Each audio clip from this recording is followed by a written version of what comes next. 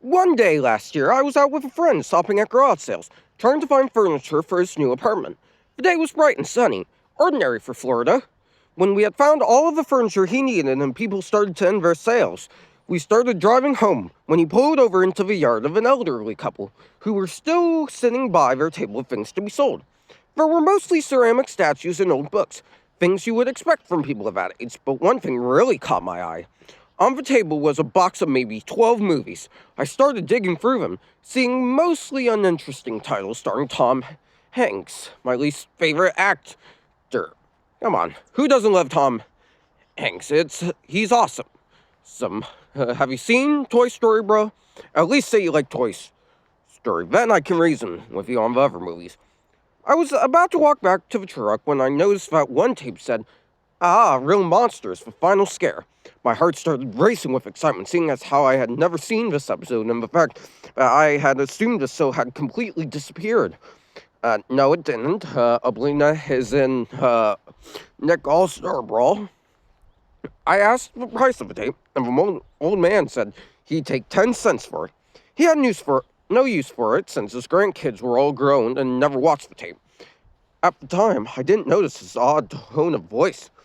When my friend and I returned to his new apartment, I insisted that we procrastinate on unloading the new furniture so we could watch the tape. He agreed and put the tape in the built-in VCR on a small television. The episode started with 10 seconds of static, then cut to the dumb. In place of the normal dark colors of the beloved cartoon were almost painfully vivid hues, most prominent of which was a disturbingly realistic. Oh, here we go. We got the realistic blood cliche. How wonderful. I hate the cliche splattered over the grass and soaking into the dirt, the texture of which was more carefully drawn than normal. The soft sound of static continued in the background while the camera slowly zoomed in through the washing machine, which was now dented, scratched, and splattered with small bits of I can't read that. It's cliched. I cringed at the appearance of a familiar dumb that had been warped looked so horrific. And cliched. When inside the Monster Academy, most seats were empty except the spots where Crumb, a kissing Oblina were sitting. Zimbo, the obnoxious monster from the episode Ickis and the Red Zimbo, was flying around in a clumsy circle around a malicious-looking angry Grobble, looking as though someone had stabbed him in his left wing. Grobble looked up at the trio with hyper-realistic eyes, very cliched, his red lips twisting into a horrid grin. He held up a single finger as if to indicate that he wanted the monsters around him to stop talking, which was quite unnecessary considering the fact that no one was making a sound. "Tonight," he hissed, "the four of you will team up and perform one final scare. A scare was so horrifying that it will be your last. You must complete it soon, as our fallen brethren had already done. Oh!" He looked at the ceiling and paused for maybe 30 seconds. "Go! No, no, no!" he screamed, causing Ickis to cringe. The first sign of movement from the trio of monsters. Oblina uttered something under her breath, sounding like, "I am est vicis un had adven, blarg." Crumb nodded and added, "I am est vicis un quandam paro in abyssis, blarg." Ickis painstakingly whispered, "I am est vicis no musintris, blarg." Zimbo laughed sadistically. "I am no ero termerius of blurs ago." My friend, who had taken Latin courses in high school, whispered those phrases in English, making the hairs on the back of my neck, stand up. Oh. What do those even mean? Can someone let me know in the comments? The scene then cut to black for about a minute, and so then slowly brightened to reveal the four monsters hiding in an alley, malice in their eyes. Oblina picked up Crumb, throwing him out of the alley under a bus, a look of genuine shock on his face. Oh, the cliche stuff splattered over the front of the bus and the streets as I watched my favorite character die, his eyes rolling to the feet of a small child who began to sob. Why is this monster so cliche? Oh.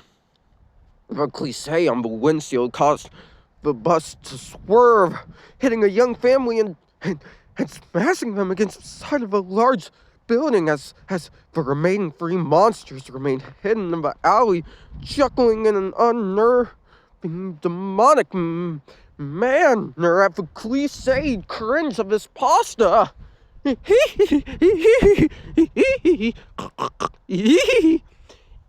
Cause you're next, Brarg, Oblina screeched enthusiastically. The camera zoomed into the face of a small red monster who was shaking and stuttering helplessly in fear. A single tear dropped from his eye as he hesitantly nodded. Ickes put on his normal scary face, but the context was all wrong, making the lovable monster an unnerving beast too aware of his own fate. Ickes then walked slowly to the center of a group of people watching a street mime intently. He crept up behind the man in black and white stripes, climbing up his clothes and in a flash, digging his small claws through the back of a man's skull, tearing audibly through cliched stuff. The mime fell backwards onto the kiss, and the monster's bones could be heard crunching under the weight of mine as the cliche splattered ground. I can't read a lot of this pasta, guys. That's why I'm saying cliched, because this pasta is very, very cliched. The camera cut back to Oblina and Zimbo, whose laughter echoed through the small alleyway of cliched cringe. And Vayman doing, so we do the final on this together, Blarg? Zimbo asked. Oblina nodded. The two walked over to a young boy who was frantically attempting to help an old woman across the street, away from this terrible scene. Oblina grabbed onto Zimbo and the obnoxious monster flew upwards, lifting them quickly across the street and in front of their targets. Zimbo swiftly threw down the old woman's throat, leaving a grotesquely large limp as the sound of small wings beating against flesh could be heard from inside. Limp that was Zimbo jerked around uncontrollably for a moment before farting inside the women. Turns out he had Del Taco and Taco Bell the night before, and yeah, that was enough to kill her. The woman, now blue in the face, fell to the ground. Grandma!